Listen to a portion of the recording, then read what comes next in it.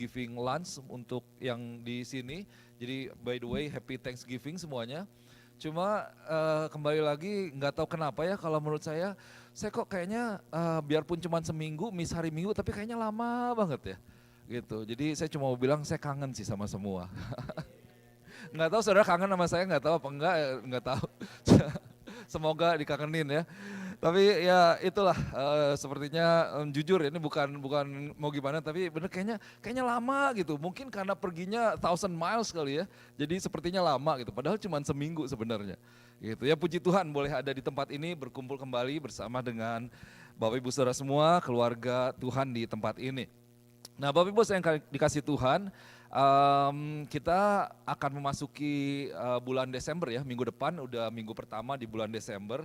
Saya merasakan, saya mengalami, saya melihat juga bahwa sampai pada akhir tahun ini di mana kita bisa berdiri di tempat ini, berkumpul bersama-sama itu semua karena ada anugerah yang dari Tuhan ya. Begitu luar biasa kasih yang dari Tuhan dan saya amazed gitu, saya tuh kagum ya akan apa yang Tuhan kerjakan di dalam jemaat kita. Di dalam kegiatan dari jemaat ini seperti tadi diajak selalu setiap hari Minggu untuk kita boleh berdoa bersama-sama. Jadi ada hal-hal yang kita memang doakan terus nih. Jadi ada hal yang kita doakan terus dan bahkan bertahun-tahun kita doakan gitu. Itu ternyata apa yang kita doakan itu Tuhan jawab gitu. Jadi kita punya Tuhan yang hidup, kita punya Tuhan yang besar, kita punya Tuhan yang luar biasa. Dalam 1 bulan ke belakang, mungkin 1,5 bulan ke belakang, saya mendapatkan praise report istilahnya ya. Ada kesaksian-kesaksian yang membuktikan, menyatakan bahwa benar bahwa Tuhan itu bekerja di antara kita. Gitu. Mungkin nanti detailnya bisa di dalam fellowship kita pribadi ya, kita bisa dengar secara langsung dari orang-orangnya. Tapi benar sungguh bahwa ada pekerjaan Tuhan, ada doa yang Tuhan jawab di antara setiap kita. Kalau kita ingat dalam beberapa minggu ke belakang, dalam beberapa bulan ke belakang kita belajar tentang yang namanya karakter Tuhan yang kita pelajari dari nama-nama Tuhan ya. Kita belajar karakter Tuhan dari nama Tuhan, yaitu yang pertama contohnya kita belajar tentang bahwa Tuhan itu adalah Jehovah Jireh. Jehovah Jireh itu apa? Tuhan yang melihat semuanya. Jadi Tuhan itu melihat kehidupan kita.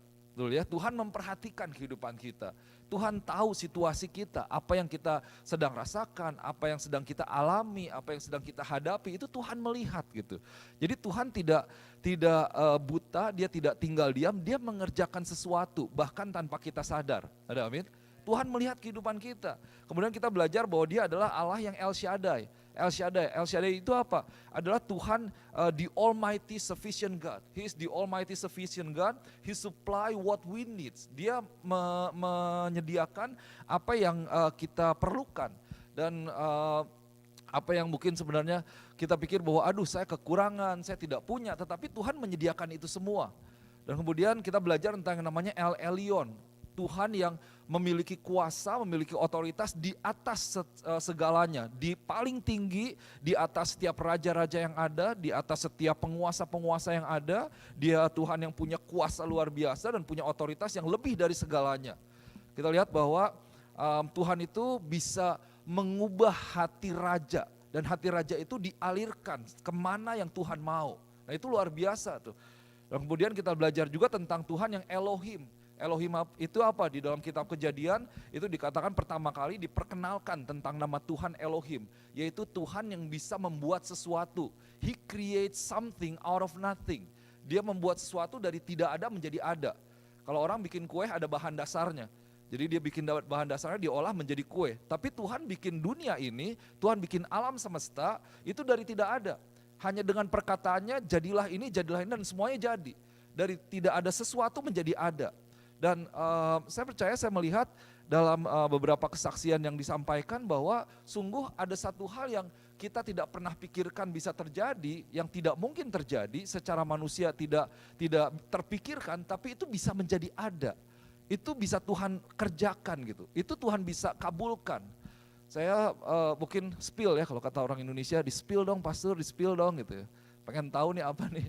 Ada yang harus keluar uang misalnya setiap minggu itu lebih dari $500 sampai $700, tetapi Tuhan bekerja semuanya jadi beres. Jadi Tuhan memperhatikan, Tuhan bekerja sehingga semuanya jadi beres gitu. Ada yang mungkin berdoa untuk sesuatu hal dan kayaknya ada waktu, aduh ini kayaknya jadi panjang nih, ini jadi lama nih. Tapi ternyata ada kemurahan Tuhan terjadi, halnya bisa jadi beres, bisa jadi selesai dan semuanya jadi oke, lancar. Karena apa? Karena ada pekerjaan Tuhan di sana. Dan kita tahu saat kita bekerja itu pekerjaan Tuhan. Kita pikir waduh ini gak mungkin nih, oh ini kayaknya susah nih, ini lama nih. Tapi karena ada pekerjaan Tuhan itu bisa terjadi.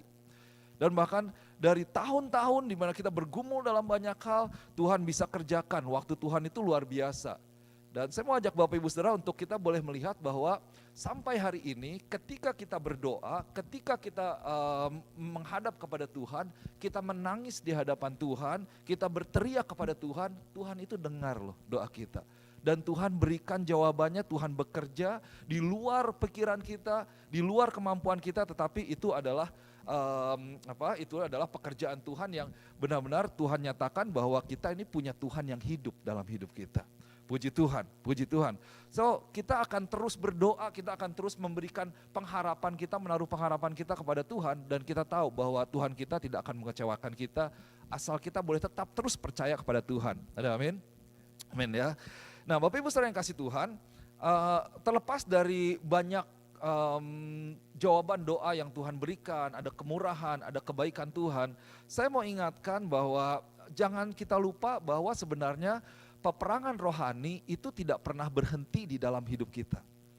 Kita ini ada dalam sebuah peperangan rohani yang konstan, yang terus menerus. Apakah kita sadar atau tidak, apakah kita peduli atau tidak, apakah kita suka atau tidak ya, itu ternyata peperangan rohani itu jalan loh. Bahwa iblis itu tidak akan pernah berhenti untuk mencoba menghancurkan kehidupan setiap kita sebagai orang percaya. Jadi dimanapun posisi Bapak Ibu Saudara yang dikasih Tuhan, dimanapun engkau, level apapun yang engkau ada, apakah engkau baru Kristen yang baru bertumbuh atau engkau sudah dewasa, jangan lupa bahwa iblis tidak akan pernah tinggal diam dalam hidup kita untuk menghancurkan kehidupan kita. Nah, sebagai orang percaya, sebagai orang Kristen, jangan lupa bahwa yang pertama saya bisa sampaikan bahwa kita ini adalah target dari pekerjaan iblis. Iblis itu tugasnya apa? Kerjaannya apa?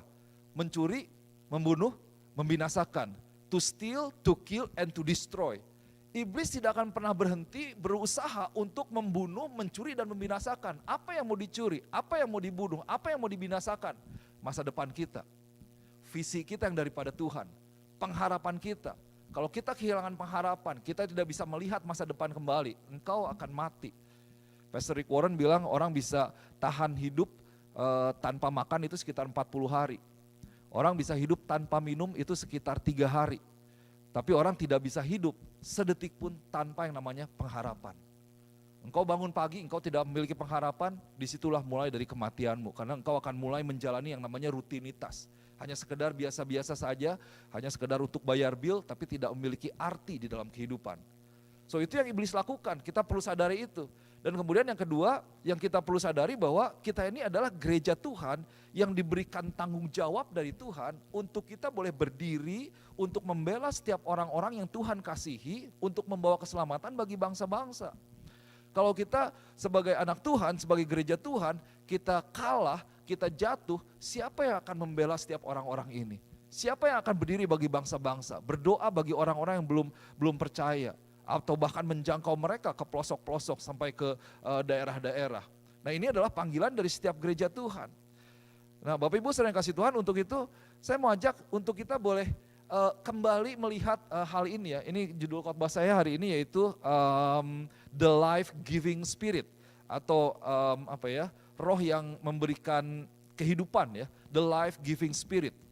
Nah, saya mau ajak Bapak Ibu Saudara untuk kita boleh merenungkan kembali ada beberapa hal yang kita perlukan dalam kehidupan kita, dalam kaitannya dengan peperangan rohani yang kita sedang hadapi pada hari-hari ini ya.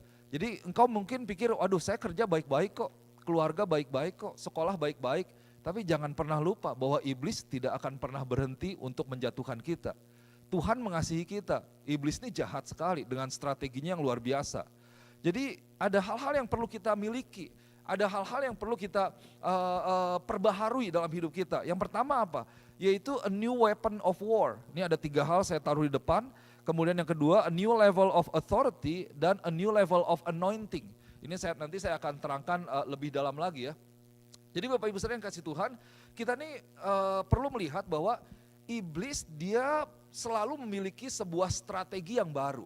Gitu. Dia memiliki alat-alat yang baru, cara yang baru, senjata yang baru untuk menyerang kehidupan kita.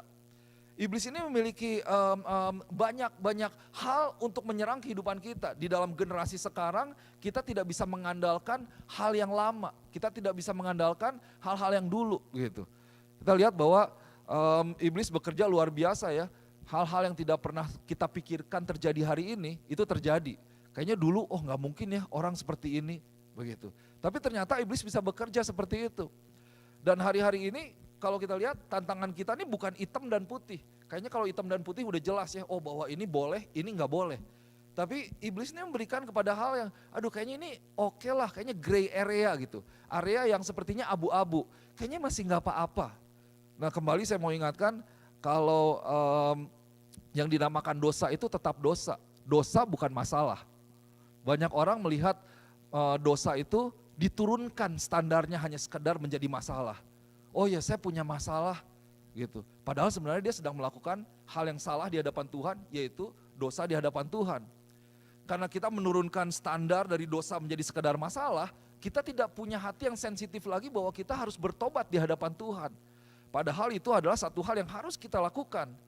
Tanpa sadar, kita dibawa semakin jauh, semakin keluar dari jalan Tuhan oleh iblis. Melakukan apa yang Tuhan tidak suka, tidak sesuai dengan firman Tuhan, karena kita pikir, ya hanya sekedar masalah kok.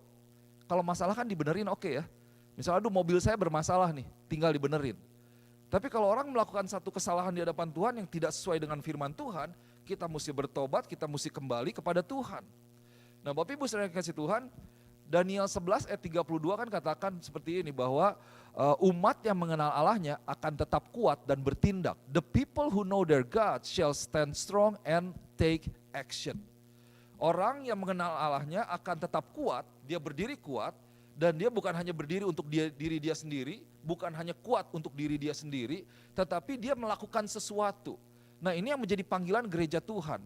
Kita dipanggil bukan hanya untuk diberkati, tetapi kita diberkati untuk memberkati orang lain. Ada amin. Di tengah-tengah kehidupan yang penuh dengan tantangan, yang penuh dengan masalah, Tuhan mau tuh bukan cuma kita bertahan, kita yang penuh dengan segala macam ini, Tuhan mau untuk kita boleh tetap menjadi berkat. Untuk itu kita ini perlu memberikan diri kita lebih dalam lagi kepada Tuhan sehingga kita boleh punya yang namanya firman yang baru, pewahyuan yang baru, urapan yang baru. Ada otoritas yang baru yang dari Tuhan, gitu. Karena kita nggak bisa pakai senjata yang lama untuk satu hal yang baru. So, ajak kita untuk lebih dalam lagi, dengar ya, untuk kita lebih dalam lagi, lebih dalam lagi, lebih dalam lagi. Tapi saya nggak akan pernah bosan untuk mengingatkan bahwa kita memang perlu mengenal Tuhan lebih dalam lagi, lebih dari kemarin, lebih dari sebelumnya. Hari ini saya tahu nih saya masih agak sedikit jet lag sebenarnya ya. Ya tadi sempat tidur dulu di kantor sebentar gitu, aduh 1 jam kayaknya berharga sekali gitu. Tadi malam mau tidur, aduh kayaknya nggak bisa tidur udah sampai jam 3. Aduh kayaknya akhirnya minum melatonin deh, udah deh perlu pertolongan biar bisa tidur untuk November. Ini bukan bulan Mei. Apa yang biasanya kita rayakan bulan Mei? Bukan ulang tahun saya, tapi bulan Mei itu biasanya kita bahas tentang yang namanya pencurahan Roh Kudus gitu, the Pentecost gitu, the outpouring of the Holy Spirit. Jadi ini masih November, masih 2023, bukan bulan Mei, bukan hari pencurahan Roh Kudus, tapi iya hari ini saya mau khotbahkan, jadi tema khotbah saya itu tentang Roh Kudus itu sendiri. Karena saya merasa seperti saya sampaikan 2 minggu lalu ya, saya merasa apalagi dalam hati saya ini Tuhan yang memang bicara, ini gereja Tuhan perlu diperlengkapi tentang Roh Kudus lebih dalam lagi. Karena seringkali memang Roh Kudus ini jadi satu pribadi yang seringkali kita miss nih. Padahal Roh Kudus adalah a person ya. Dalam Tritunggal ada Allah Bapa, Allah Putra dan Allah Roh Kudus. Bapa pencipta, Yesus adalah juru selamat dan Roh Kudus ini penolong buat setiap kita yang ada bersama kita pada hari-hari ini. Benar nggak? Waktu Tuhan Yesus naik ke surga, dia mengirimkan siapa? Roh Kudusnya. Jadi Yesus duduk di sebelah kanan dari Bapa di sorga. Ini udah ada di sana gitu. Dan sekarang kita berada bersama dengan Roh Kudus. Tapi seringkali kita nggak melibatkan nih Roh Kudus dalam hidup kita. Kita tidak berkomunikasi dengan satu pribadi ini. So ini yang mau saya sampaikan pada sore hari ini, yaitu the life giving spirit. Nah, mari saudara kita boleh buka Alkitab kita, atau di depan juga ada dalam bahasa Inggrisnya ya, dari kitab Kisah Para Rasul pasal yang kedua ayat yang ke-17. Saya berdoa supaya kita sebagai gereja Tuhan, kita boleh dibangunkan kembali, kita boleh diperbaharui kembali oleh Roh Kudus ya. So we need to be awakened, we need to be renewed by the power of the Holy Spirit. So saya akan bacakan bahasa Inggrisnya seperti apa yang di depan, nanti kita lihat akan ada bahasa Indonesianya juga. Firman Tuhan katakan seperti ini, and in the last days it shall be, God declares, that I will pour out my spirit on all flesh, and your sons and your daughters shall prophesy, and your young men shall see visions, and your old men shall dream dreams. Nah, akan terjadi pada hari-hari terakhir, demikianlah firman Allah, bahwa aku akan mencurahkan rohku ke atas semua manusia. Maka anak-anakmu laki-laki dan perempuan akan bernubuat, dan teruna-terunamu akan mendapat penglihatan-penglihatan, dan orang-orang yang tua akan mendapat mimpi. Nah, ini satu nubuatan dari Tuhan ya. Untuk kita boleh masuk dalam satu konteks yang benar, waktu dikatakan in the last days, gitu ya, bahwa pada hari-hari yang terakhir aku akan mencurahkan rohku ke atas umat manusia, gitu, akan mencurahkan rohku ke atas semua manusia. Bapak Ibu saudara yang kasih Tuhan, waktu dikatakan in the last days, ini bukan hari-hari di mana hari-harinya itu tahun depan gitu, atau 5 tahun lagi, atau 10 tahun lagi. Tapi firman Tuhan ini mengatakan ini, yaitu hari-hari terakhir ini adalah hari-hari di mana yang terjadi antara ketika Yesus datang dan untuk pertama kalinya, dan Yesus datang untuk kedua kalinya. Berarti sejak firman ini dikatakan, dan berarti kita pada hari ini ada berada dalam hari-hari terakhir ini. Dari sekarang hari-hari kita ada di dalam hari-hari terakhir. Dan berarti hari-hari ini Tuhan mau mencurahkan Roh Kudusnya nih. Tuhan mencurahkan Roh Kudusnya. Pour out, I will pour out my spirit.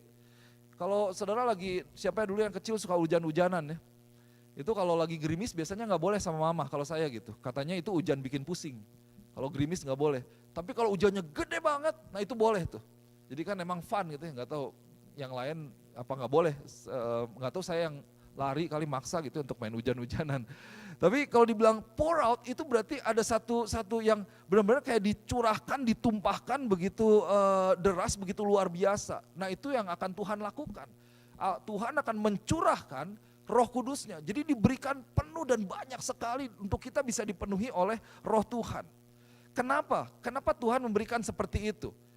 Nah Bapak Ibu saudara yang kasih Tuhan, kita perlu sadar bahwa kita hidup ini pada hari atau generasi yang penuh dengan yang namanya kebingungan.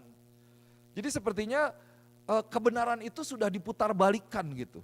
Tidak ada lagi yang namanya sebuah standar dari moral yang jelas di antara generasi ini. Firman Tuhan katakan manusia ini tidak bisa membedakan mana yang tangan kanan dengan mana yang tangan kiri. Mana yang benar dengan mana yang salah. Wah sekarang semuanya boleh, kalau orang bilang semuanya boleh, oke. Kalau semua orang bilang bahwa oh ini nggak apa-apa, kita bisa lihat dengan hak-hak asasi manusia yang ditaruh lebih tinggi dari standar firman Tuhan pada hari-hari ini. Misalnya, saya mau jelas katakan LGBT movement, same sex marriage dan lain sebagainya, pernikahan sama jenis, oh itu kan hak, oh itu kan kasih itu untuk semuanya. Well, kasih tidak egois, kasih itu adalah kasih yang dari Tuhan. Tidak seperti itu. Nah ini terjadi nih hari-hari ini. Ini terjadi di zaman kita. Belum lagi kalau lihat bahwa kita menghadapi namanya tantangan kehidupan. Kita punya kesulitan-kesulitan dalam kehidupan. Dan bahkan ada banyak pekerjaan iblis yang terjadi. Roh-roh iblis itu tidak berhenti bekerja dalam kehidupan kita. Dimana kalau mungkin di Indonesia lebih kepada roh secara mistis. Tapi di Amerika tantangannya atau pekerjaan iblis itu dia menawarkan atau memberikan, menyuguhkan atau bahkan memborbardir kita, berusaha untuk masuk ke dalam pikiran kita dengan sebuah ide-ide yang baru, dengan sebuah nilai-nilai, pemahaman yang tidak sesuai dengan firman Tuhan. Di sini nih peperangannya di sini nih, di Amerika ini, bahwa orang tuh nggak percaya dengan Tuhan. Mana Tuhan? Buktikan kalau Tuhan itu ada, kan gitu ya. Gitu. Buat apa saya percaya Tuhan? Saya bisa kerja kok, saya bisa dapat uang, saya bisa berkeluarga dengan baik, Kenapa saya perlu Tuhan? Nah hati-hati, ini adalah tipuan yang dari iblis, yang iblis kerjakan. So Bapak Ibu Saudara yang kasih Tuhan, kita lihat nih bahwa iblis akan selalu memasukkan kita dengan ide yang salah, dengan pemikiran yang salah, bahkan mencoba untuk memberikan satu hal yang kita bisa tertarik gitu ya, di apa ya, kayak misalnya kalau kita buka screensaver gitu, itu kan kayaknya bagus gitu. Padahal sebenarnya itu membawa kepada satu hal yang salah atau yang jahat gitu. Jadi kita di lure ya, di lure itu apa di apa? Digoda, nah itu dia. Digoda untuk kita akhirnya ngikut kepada apa yang dia mau tanpa sadar, kita mengikuti dan kita ternyata udah jauh dari Tuhan. Mulainya sedikit-sedikit tuh. Oh mulai gak ke gereja, oke lah. Oh gak baca firman Tuhan, oke lah. Oh gak berdoa, oke lah. Masih oke kok. Tanpa sadar kita udah jauh. Dan ketika ada masalah, kita mendapati diri kita menjadi pribadi yang lemah. Kita tidak kuat dari apa yang kita harusnya Tuhan panggil kita sebagai gereja Tuhan. So, Tuhan dia memberikan Roh Kudusnya untuk memperlengkapi kita sehingga kita bisa menghadapi setiap tantangan yang ada pada hari-hari ini. Untuk apa? Bukan hanya untuk diri kita sendiri, tetapi kembali untuk kita bisa berdiri untuk membela setiap orang-orang yang Tuhan kasihi, yang Tuhan mau untuk mereka juga dibawa kepada Tuhan. Jadi Bapak Ibu Saudara yang kasih Tuhan, bahkan ketika engkau mengalami satu hal-hal yang membawa engkau bingung pada hari-hari ini, mungkin engkau takut, mungkin engkau tidak tahu kemana, saya mau katakan bahwa engkau tidak sendiri. Ada satu pribadi yang tersedia, yang selalu ada bersama-sama dengan kita, yaitu Roh Kudus Tuhan. Dia sangat ingin terlibat dalam kehidupan kita. Dia sangat ingin mendengar suara kita, dia sangat ingin untuk berkomunikasi dengan setiap kita. Dan bahkan lewat Roh Kudus, dia yang akan membawa kita melalui setiap masalah-masalah kita menjadi pendamping setia dalam hidup kita. So, saudara yang kasih Tuhan, saya mau ajak untuk kita lihat lebih dalam lagi akan firman Tuhan tentang Roh Kudus ini ya, bahwa kita ini adalah sebenarnya makhluk sosial yang tidak bisa hidup sendiri ya. Ketika Tuhan ciptakan Adam, Tuhan katakan bahwa ini tidak baik nih manusia untuk sendiri saja. Tuhan berikan Hawa di dalamnya. Tetapi Tuhan tahu juga sebenarnya bahwa ketika ia terangkat ke surga, Tuhan tahu bahwa manusia ini tidak bisa sendiri dalam hal sekedar fisik. Tapi kan ada masa-masa di mana kita tidak bersama dengan orang-orang yang kita sayangi, betul ya? Sometimes, many times we found ourselves that we are just alone by ourselves physically. But we know that actually in our mind, in our spirit, lots of things happening. Banyak yang terjadi, wah yang bikin kita pikirannya mungkin chaos, pikiran kita pusing dan lain sebagainya. Nah disitulah Tuhan tahu, jadi Tuhan berikan Roh Kudusnya kepada kita, yang menjadi pendamping setia dalam kehidupan kita. Untuk itu Tuhan mengundang kita untuk kita boleh bekerja sama nih.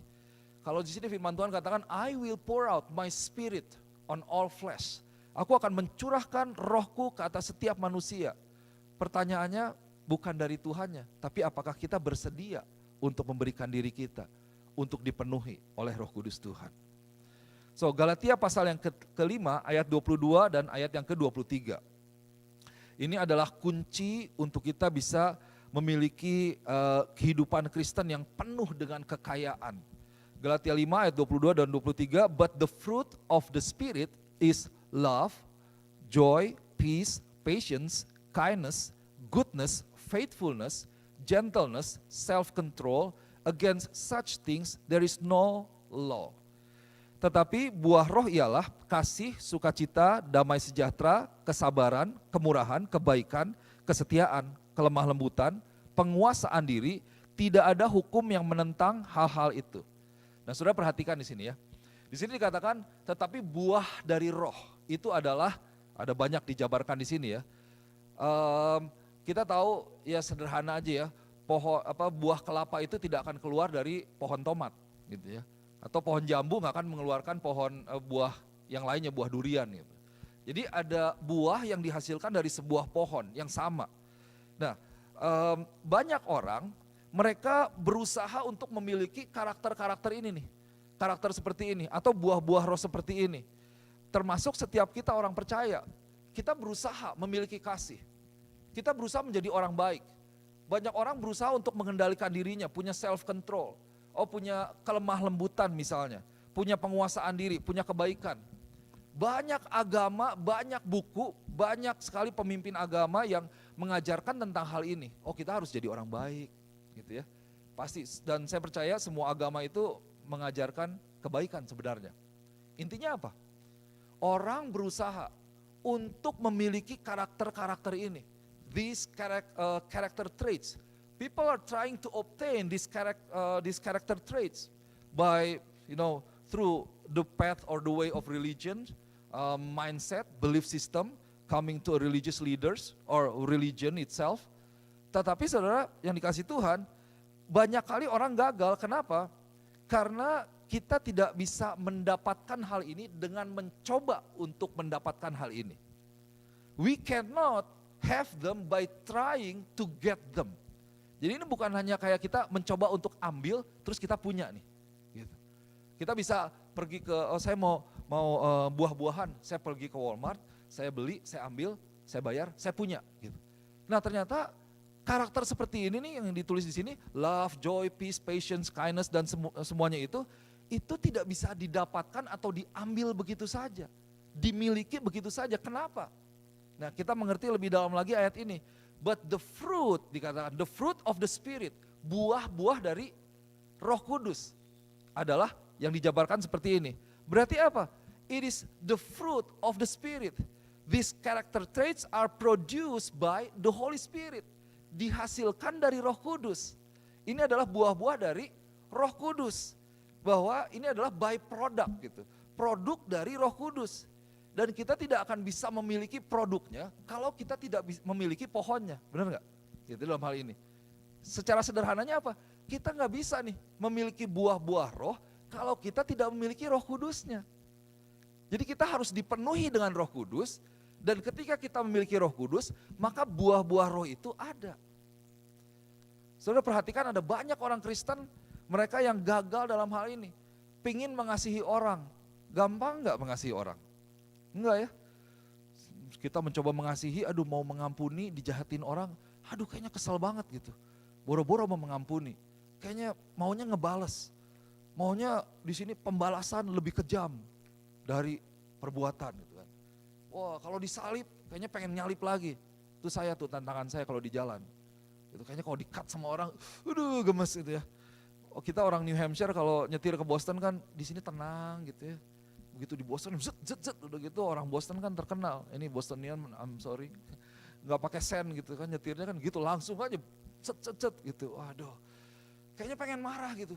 Nah itu orang coba tuh, pengen punya kesabaran, pengen punya kedamaian. Aduh gimana ya, hati kok kayaknya gundah terus. Tapi saudara kan tahu bahwa di dalam Tuhan, bahkan meskipun kita sedang grieving, kita sedang berduka sekalipun, kita tetap bisa memiliki yang namanya sukacita atau kedamaian yang ilahi yang dari Tuhan. Betul ya? Kenapa? Karena kita punya Roh Kudus. Jadi buah-buah roh ini adalah buah-buah yang dihasilkan dari Roh Kudus. Nah maka dari itu, next slide, saya tulis di sini, the key to experiencing the treasures of the Christian life is to be filled with the Holy Spirit.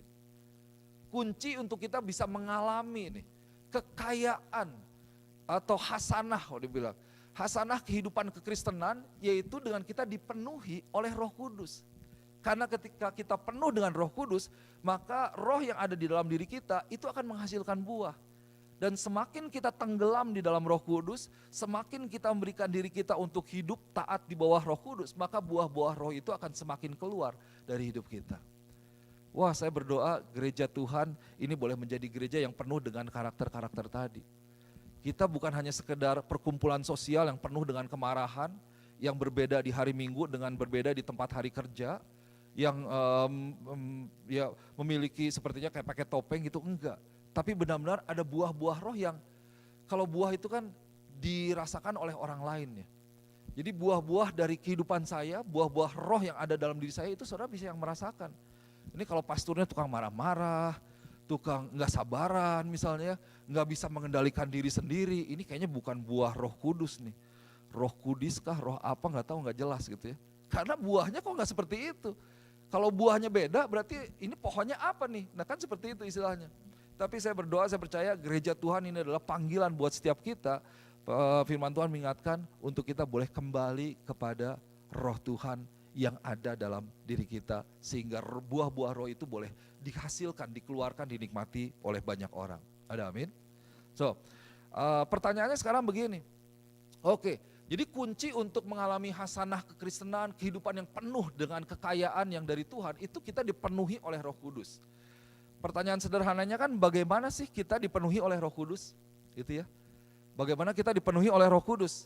Nah, kita lihat 2 Timotius pasal yang ketiga ayat yang ke-16. 2 Timotius 3 ayat 16. Firman Tuhan katakan seperti ini. Every scripture has been written by the Holy Spirit. Ini from the Passion Translation. The breath of God. It will empower you by its instruction and correction, giving you the strength to take the right direction and lead you deeper in the path of godliness. Bahwa segala tulisan yang diilhamkan Allah memang bermanfaat untuk mengajar, untuk menyatakan kesalahan, untuk memperbaiki kelakuan, dan untuk mendidik orang di dalam kebenaran. Maksudnya apa? Bahwa setiap tulisan yang ada di dalam firman Tuhan, itu memang ditulis oleh manusia tetapi melalui inspirasi dari Roh Kudus. Di sini dikatakan bahwa every scripture has been written by the Holy Spirit. Jadi Roh Tuhan yang menulis semua firman Tuhan itu. Dalam arti apa? Bahwa Yohanes 1 ayat 1 katakan bahwa in the beginning was the word and the word was with God and the word was God. Pada mulanya adalah firman, firman itu bersama-sama dengan Allah dan firman itu adalah Allah sendiri. Ya, jadi firman Tuhan itu adalah Allah sendiri dikatakan. Itu adalah manifestasi dari Tuhan yang Tuhan berikan kepada setiap kita. Jadi maksudnya apa? Bapak Ibu Saudara yang kasih Tuhan, next slide boleh. Be filled with the Holy Spirit by being filled with the word from the Holy Spirit. Kalau kita mau dipenuhi oleh Roh Kudus, kita perlu dipenuhi oleh perkataan-perkataan yang ditulis oleh Roh Kudus. Kalau kita mau dipenuhi oleh Roh Kudus, kita perlu dipenuhi oleh firman Tuhan. Yang mana adalah firman yang ditulis oleh Roh Tuhan itu sendiri. Saudara bisa dapatkan ya. Jadi dipenuhi oleh Roh Kudus itu bukan kayak yang sepertinya kayak rohani yang kayaknya jadi orangnya jadi aneh gitu. Kalau ngomong pokoknya tiap pagi shalom gitu, nggak ada ngomongin apa kabar, nggak boleh loh. Kalau firman Tuhan tuh harusnya shalom loh sebagai orang Kristen. Nggak gitu-gitu banget gitu, nggak apa-apa kok ngomong apa kabar. Tapi kita dipenuhi oleh firman Tuhan dalam arti apa? Kehidupan kita itu dituntun oleh firman Tuhan. Buah-buah roh itu ada dari kehidupan kita, dirasakan oleh banyak orang.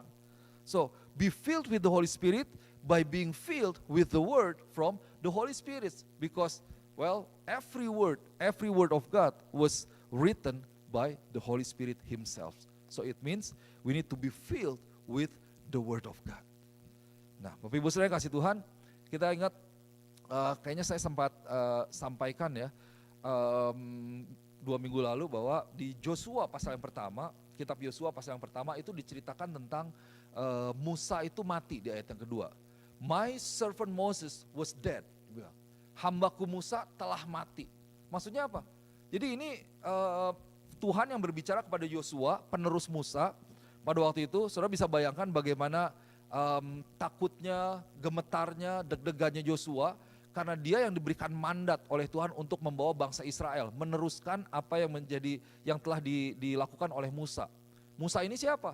Orang yang luar biasa tentu. Orang yang membawa bangsa Israel keluar dari tanah Mesir.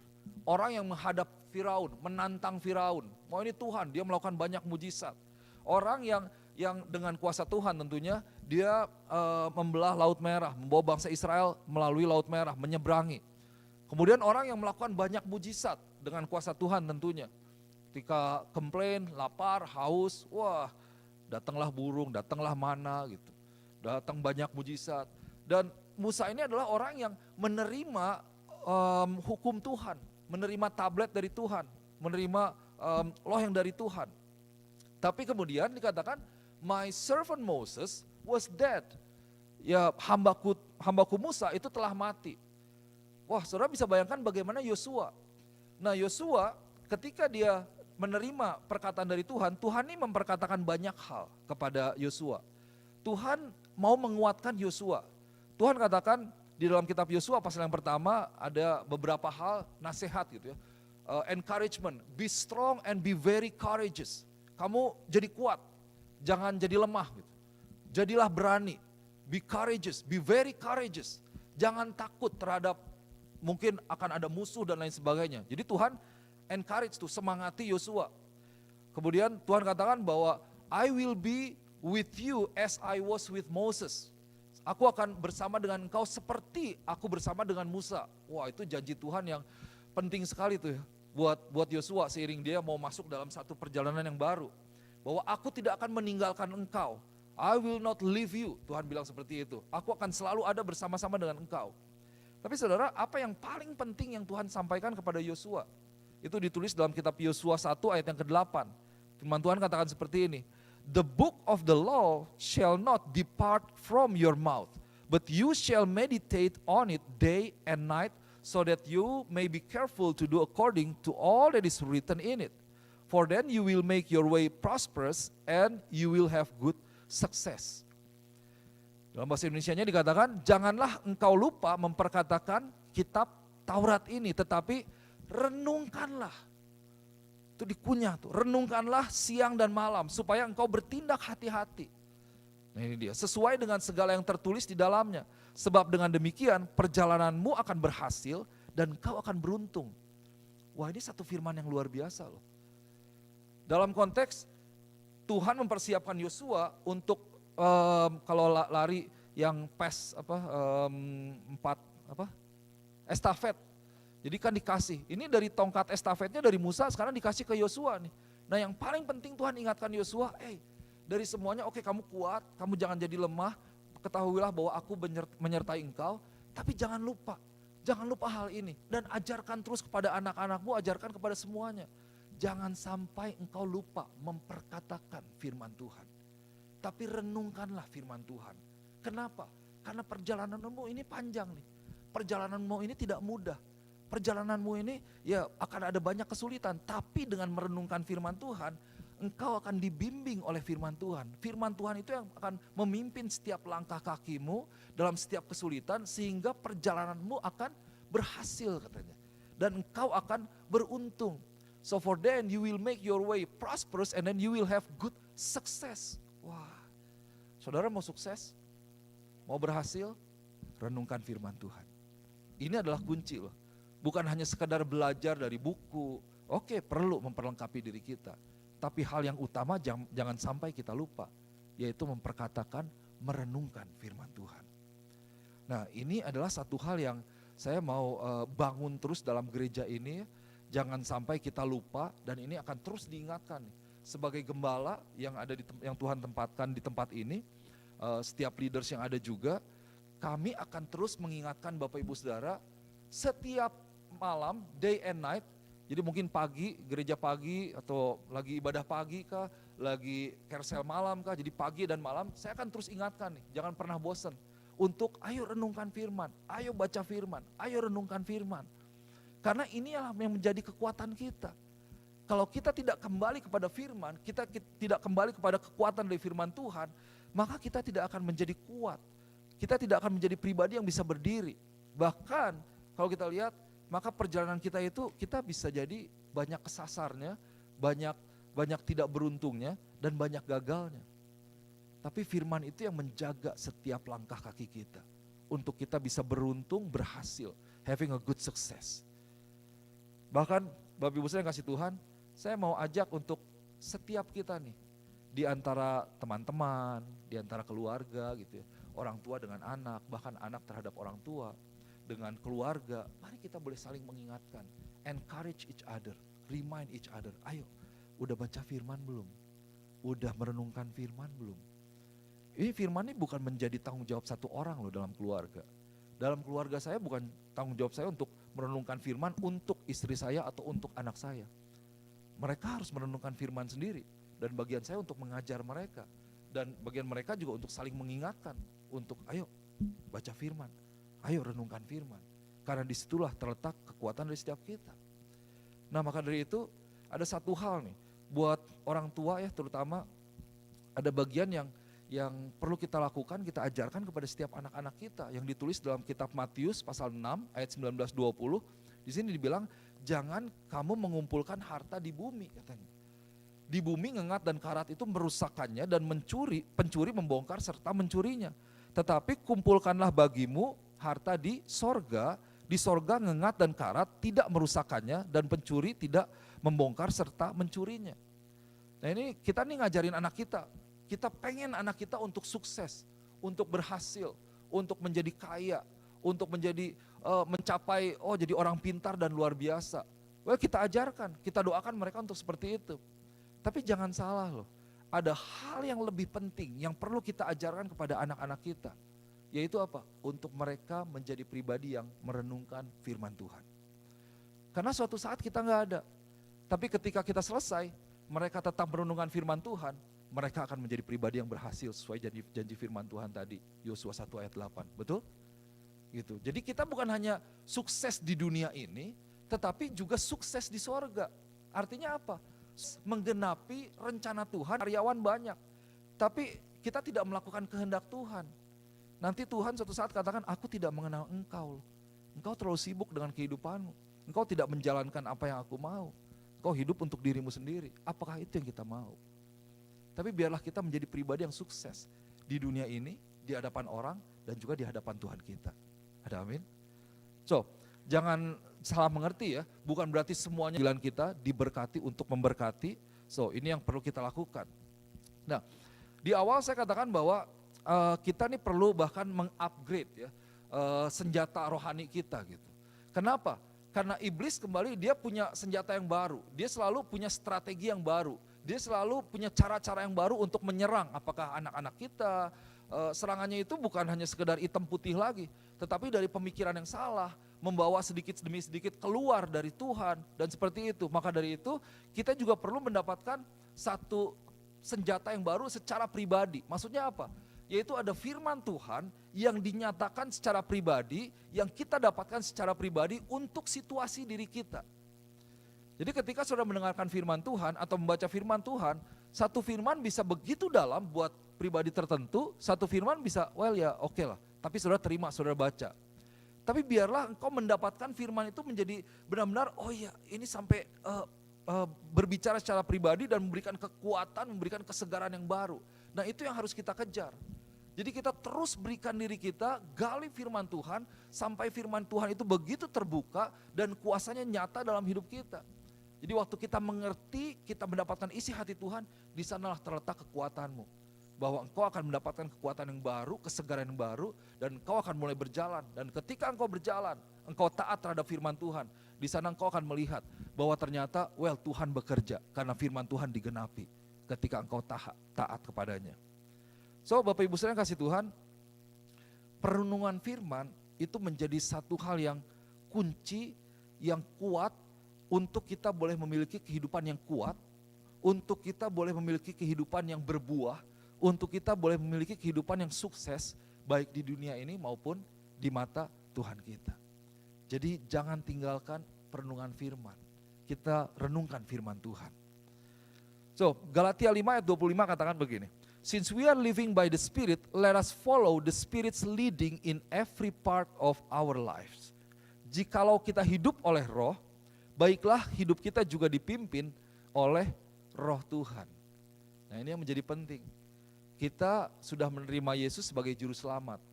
Mari kita boleh berikan diri kita untuk hidup dipimpin oleh roh Tuhan. Dipimpin oleh roh Tuhan kan berarti, kalau Roh Kudus bilang jangan, ya jangan. Firman Tuhannya bilang jangan, itu suara Tuhan tuh. Lewat firman Tuhan tadi ya, gak boleh, jangan dilakukan.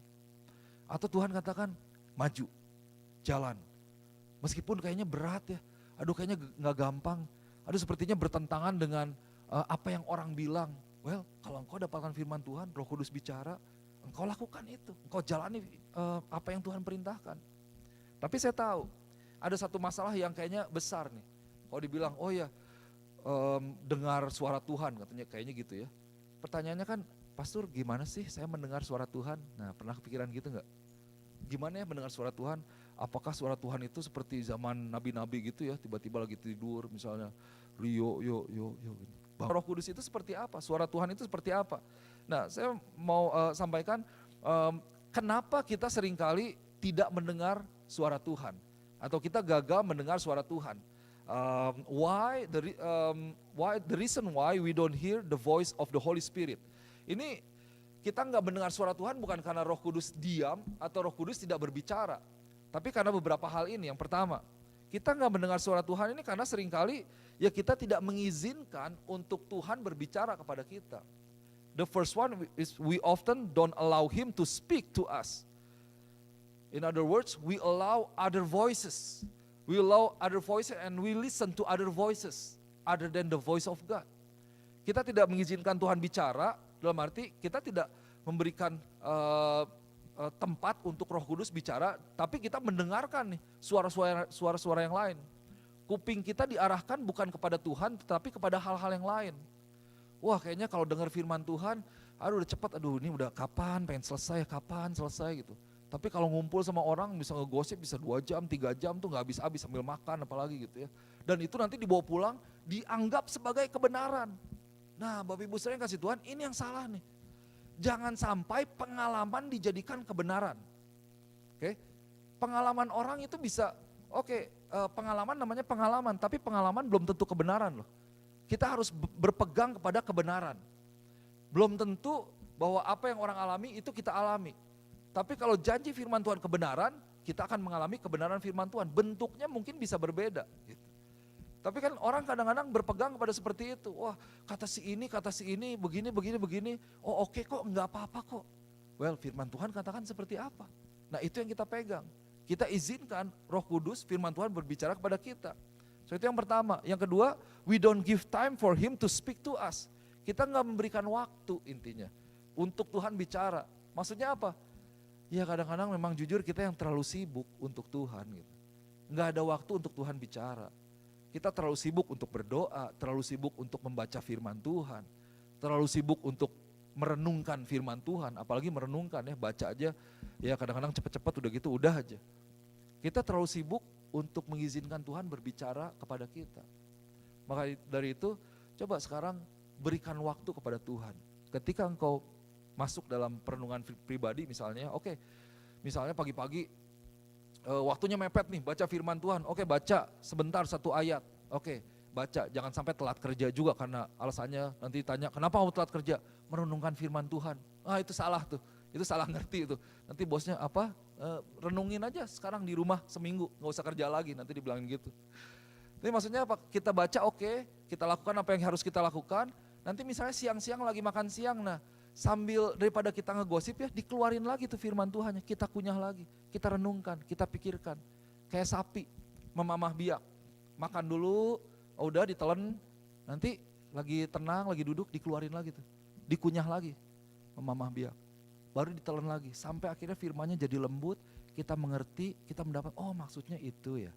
Dengan pertolongan dari Roh Kudus itu tadi, Spirit Roh Kudus itu adalah spirit of wisdom, spirit of understanding, spirit of joy, spirit of love, spirit of power. Itu yang enable us to understand, to get the meaning of the words of God. That the words will be revealed. Firman bisa jadi terbuka, kenapa? Karena ada Roh Kudus dalam diri kita. So itu yang kita perlukan. So yang ketiga, kenapa kita nggak mendengar suara Roh Kudus, suara Tuhan? Karena kita nggak mengerti atau nggak bisa dengar suara Tuhan. Gimana caranya mendengar suara Tuhan? Nah untuk itu Bapak Ibu Saudara yang kasih Tuhan, untuk kita bisa mendengar, untuk kita bisa sensitif, kita perlu menyediakan diri kita. Gitu. Kita perlu memberikan diri kita, sampai pada akhirnya kita bisa lebih ngerti bahwa oh ini suara Tuhan nih. Dalam hati kita tahu bahwa dulu saya punya prinsip dengan teman-teman waktu kita belajar ya di dalam profetik, itu ada 3T namanya. Nanti 3T itu apa? Tahu gitu ya. Kalau bahasa Inggrisnya apa tuh nggak tahu. tahu gitu. Tahu yang pertama kan pakai strip ya. Jadi tiba-tiba tahu aja gitu. Oh kerasa aja gitu. Karena ada impresi di sini. Oh kayaknya ini waktu mau melakukan sesuatu pernah nggak gitu? Oh kayaknya nggak enak nih hati gitu. Nah itu suara Roh Kudus tuh sangat mungkin. Gitu. Apalagi tiba-tiba oh iya firman Tuhan bilang gini ya. Enggak.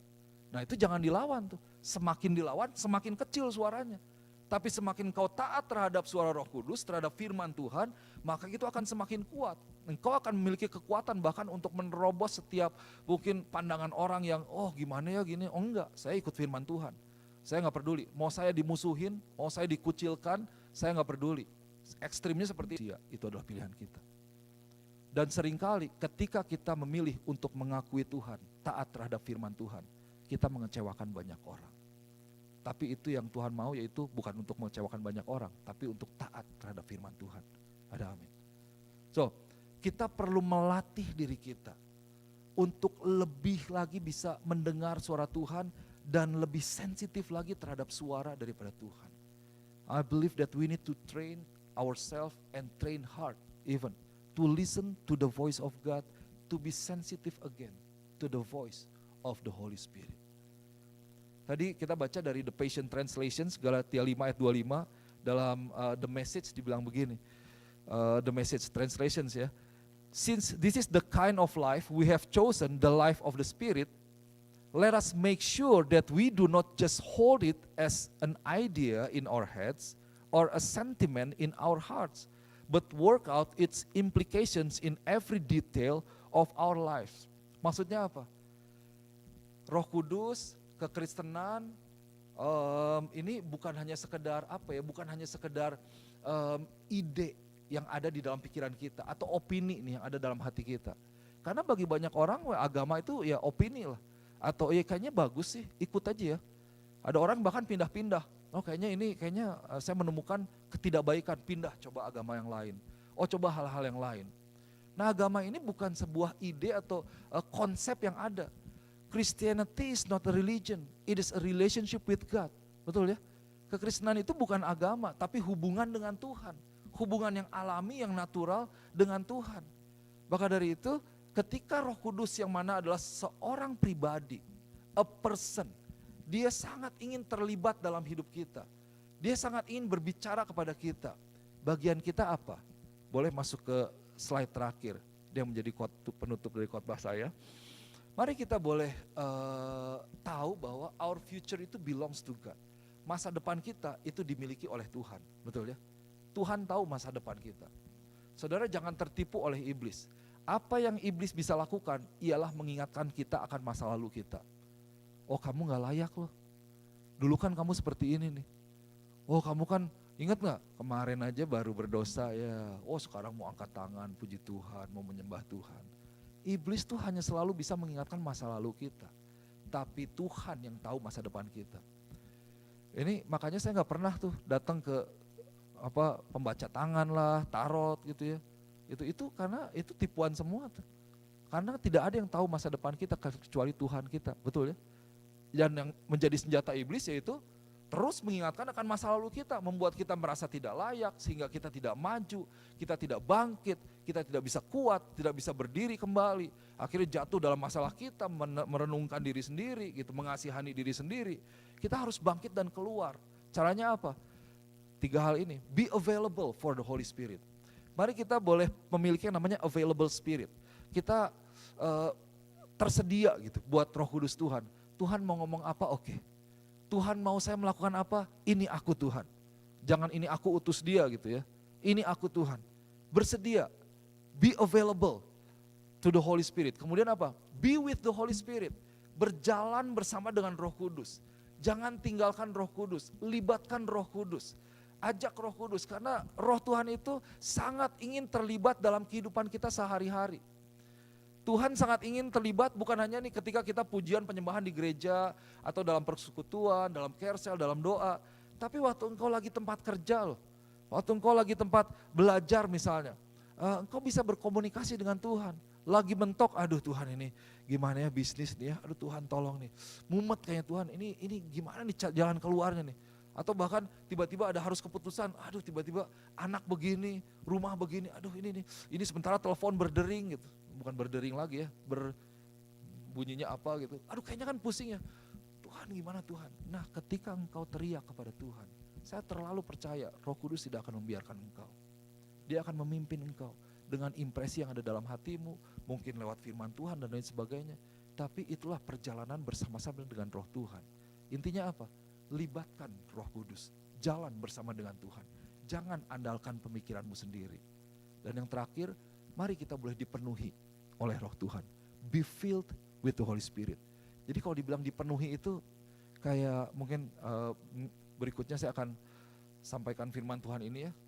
Ketika ada orang yang dibawa untuk masuk ke sungai yang semata kaki, kemudian selutut, sepinggang, sampai nanti engkau penuh. Nah dipenuhi itu seperti itu tuh. Kalau kita penuh, kita udah gak bisa apa-apa. Kita ikut aja arus Tuhan kita dibawa kemana. Ngikut aja. Dan Roh Kudus yang banyak diperlambangkan sebagai air lah, itu adalah sumber kehidupan. Waktu pas apapun yang kita alami, saya percaya Roh Tuhan itu tersedia untuk dicurahkan kepada kita. Pertanyaannya kembali, apakah engkau mau membuka hatimu untuk boleh dipenuhi oleh Roh Tuhan? Mari kita berdoa. Bapa, hamba-Mu berdoa, mengucap syukur buat firman yang boleh kami dengar bersama-sama Tuhan. Hamba-Mu berdoa, biar Roh Kudus boleh bekerja lebih lagi, membukakan, menyatakan, mewahyukan firman Tuhan kepada setiap jemaat Tuhan di tempat ini. Sehingga ketika kami katakan bahwa kami pulang, bukan menjadi pribadi yang sama. Sungguh Tuhan, kami pulang dengan satu pewahyuan yang baru, dengan satu kekuatan yang baru. Dan yang terlebih penting, dengan satu komitmen yang baru Tuhan. Untuk kami boleh mengejar Tuhan lebih lagi. Memberikan diri kami lebih lagi untuk Engkau Tuhan. Biar setiap gereja Tuhan boleh memiliki kembali haus dan lapar akan Engkau Tuhan. Yang membawa kami boleh mencari Tuhan. Bukan hanya sekedar menambah pengetahuan kami tentang Tuhan. Tetapi memiliki hubungan pribadi dengan Tuhan. Yang menjadi sebuah dasar untuk kami boleh menjadi pribadi yang kuat. Dan kami boleh menjadi pribadi yang boleh menjadi berkat bagi banyak orang. Berdoa buat gereja Tuhan boleh tetap terus bertumbuh, semakin mengasihi Tuhan, semakin mengenal isi hati Tuhan. Dan kami boleh melakukan pekerjaan besar untuk Engkau Tuhan. Kami boleh fokus kepada apa yang menjadi rencana Tuhan, apa yang menjadi visi Tuhan. Kami terlalu percaya ketika kami boleh fokus kepada proyek Tuhan, pekerjaan Tuhan, Tuhan Engkau yang memperhatikan setiap hal-hal yang ada di dalam kehidupan kami. Seperti seorang komandan yang memperhatikan setiap kebutuhan dari prajurit-prajuritnya. Kami terlalu percaya bahwa Engkau Tuhan, Engkau memperhatikan kehidupan kami. Hamba-Mu berdoa berkat Tuhan tercurah bagi setiap jemaat Tuhan. Sehingga jemaat Tuhan boleh terus menjalankan apa yang menjadi rencana Tuhan dalam kehidupan mereka. Dan mereka boleh terus diberkati sehingga mereka boleh terus memberkati banyak orang. Dimeteraikan firman Tuhan di dalam nama Tuhan Yesus. Haleluya. Amin. Amin. Mari kita boleh memuji menyembah Tuhan sebelum kita tutup ibadah kita pada sore hari ini.